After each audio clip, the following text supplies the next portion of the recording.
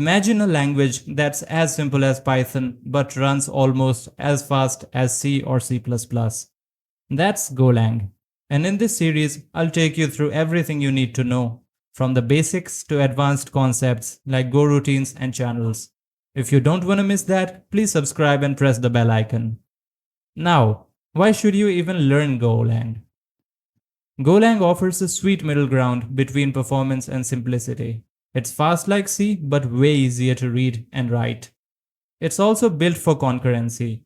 So with Go routines and channels, Go makes handling thousands of tasks at the same time feel effortless.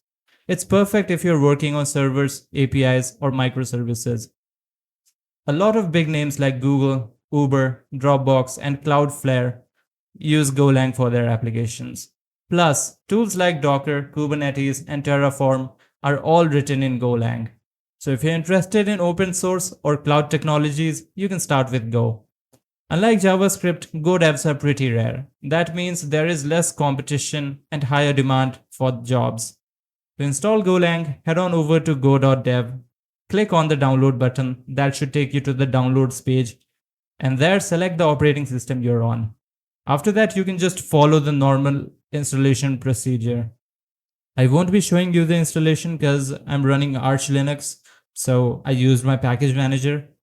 Now to check if it's working, open the terminal and run the Go command. If you see something like this, you've successfully installed Golang on your system. In the next video, we'll write our first application with Go.